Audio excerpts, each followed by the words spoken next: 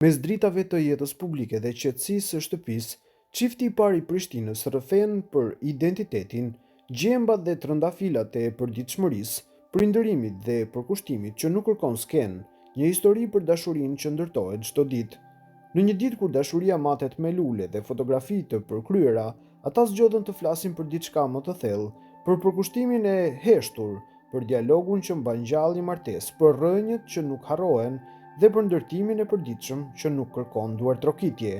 Kristale, Ivezaj Rama dhe Përparim Rama nuk janë vetëm çifti i parë i kryeqytetit. Ajo rikthen kujtesën në mure, ai projekton qytete, ajo ndriçon shtresat e së kaluarës, ai mendon për të ardhmen urbane. Mes këtyre dy botëve është ndërtuar një arkitekturë dashurie që nuk mbahet nga simbolika, por nga përgjegjësia. Në këtë rrëfim ekskluziv, ata flasin për jetën në vëzhgim publik, për kompromiset e eshtura dhe për fëmijët e tyre, arrën, tigrin dhe bronin, që rritën në një shtëpi ku estetika nuk është dekor, por mënyrë jetese, sepse dashuria më e fortë nuk është ajo që duket, është ajo që shndron. Identiteti përtej rolit publik.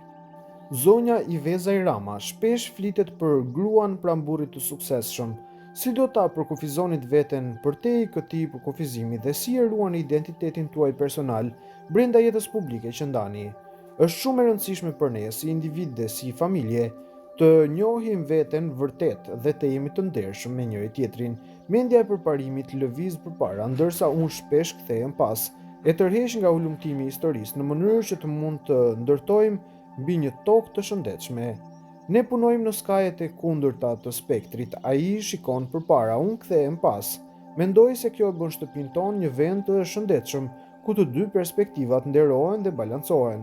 Për mua si gazetare me formimin dhe gazetari hulumtuese, njohja e së vërtetës është thelbësore, qoftë duke u marrë me traumën ndërbrezërore si padrejtësia e 46 viteve të regjimit të Shqipërisë, kampet e internimit dhe burgjet politike të Enver Hoxhës, apo duke zbuluar historinë e një antari të harruar të familjes, jam thellësisht e angazhuar për të mbushur boshllëqet e bëj këtë që gjenerata jonë dhe ato që do të vijnë të jenë të plota, të shëndetshme dhe të fuqizuara.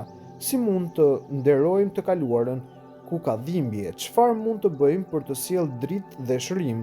Unë e shoh botën brenda këtij konteksti. Zoti Rama, udhëheqja kërkon vendosmëri, ndërsa dashuria ndjeshmëri. Si bashkëtojnë këto dy dimensione në jetën tuaj, pa u zbehur njëri tjetri? Udhëheqja dhe dashuria nuk janë të kundërta, për mua ato plotësojnë njëra tjetrën. Vendosmëria pa ndjeshmëri rrezikon të bëhet e ftohtë, ndërsa ndjeshmëria pa përgjegjësi humb drejtimin. Në jetën time, këto dy dimensione bashkëtojnë përmes vetdijes së çdo vendimi publik ka gjithmonë një ndikim njerëzor. Dashuria më mban të lidhur me realitetin, me jetën e përditshme dhe me përgjegjësinë ndaj njerëzve. Udhëheqja nga ana tjetër më kërkon qartësi, guxim dhe qëndrueshmëri. Kur këto dy forca janë në ekuilibër, vendimet nuk dobësohen nga ndjeshmëria, por forcohen prej saj.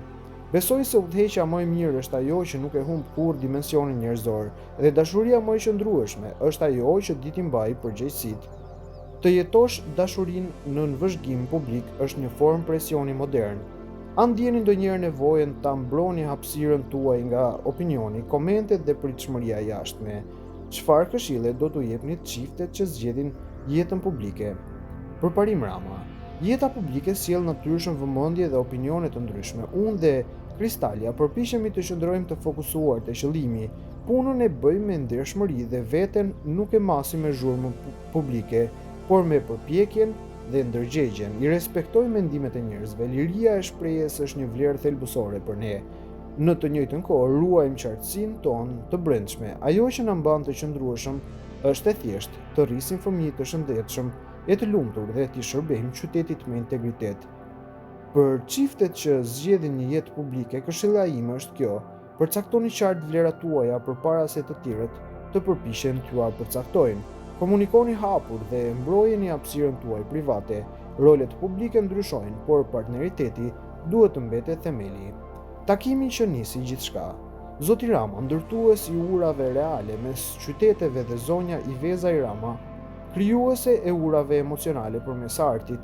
Si kujtoni sot takimin tuaj të parë? Ai ishte një njohje e qetë apo një ndjesi e menjëhershme se përballë kishit dikë të veçantë. Historia jonë nisi në vitin 2009. Isha i ftuar si ligjërues në një konferencë në Abu Dhabi mbi të ardhmen e kryeqyteteve, ku do të prezantoja planin rregullues urban të Prishtinës. Në kohën kur po përfundoja doktoraturën në planifikimin urban, Kristale ishte zhvilluese e programit dhe koordinatore e delegacionit për këtë ngjarje. Për shkak të një emergjence personale, nuk munda të marr pjesë dhe lidhja jonë e parë u krijua përmes komunikimit elektronik. Ajo që nisi si bashkëpunim profesional gradualisht u shndërrua në bisedë për ide, filozofi dhe jetë. Kur u takuam për herë të parë në New York një vit më vonë, ndjesia ishte e menjëhershme. Nuk u ndjesi njohje me dikë të ri, por si takim me dikë të rëndësishëm. Brenda 8 muajsh u fejuam dhe 2 vjet më pas u martuam. Sot, pas 16 vitesh, ajo ndjesi vazhdon. Në bisedat tuaja të mbrëmjes, ku përfundon vizioni i arkitektit për qytetin dhe ku fillon vështrimi estetik i kuratores. A e pasuroni dhe sfidoni njëri tjetrin përmes dialogut? Kristale Iveza Irama. Ne e pasurojmë dialogun e njëri tjetrit dhe gjithmonë përpiqemi të sjellim dritë në bisedat e rënda. Unë dhe përparimi jemi mendimtar të orientuar drejt zgjidhjeve dhe ndërsa nderojmë tonin emocional të një teme, mendja jonë natyrshëm kërkon mësime dhe dritë brenda saj. Këtu qëndron ngjashmëria jonë, na pëlqen gjithashtu të qeshim dhe të bëjmë shaka. Përparimi është jashtëzakonisht gazmor dhe më bën të qesh shumë.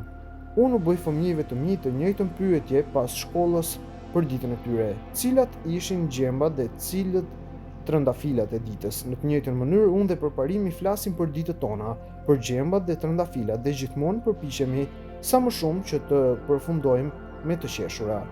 Shtëpia si kujtesë dhe vizion.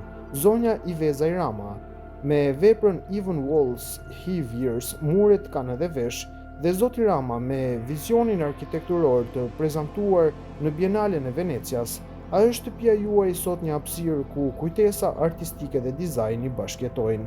Përparim Rama, për mua hapësira ka qenë gjithmonë më shumë se strukturë fizike, qytetet mbartin emocione, ndërtesa të ruajnë kujtesë dhe hapësirat publike ndikojnë drejt për drejt në mënyrën se si njerëzit ndjehen për veten dhe për njëri tjetrin. Kristalia ka një qasje të thellë ndaj historisë dhe kujtesës kolektive, ndërsa unë jam më i orientuar drejt së ardhmes dhe zhvillimit urban. Këto dy perspektiva plotësojnë njëra tjetrën. Ajo pyet nga vijim, unë pyes ku shkojmë. Shtëpia jonë pasqyron këtë dialog.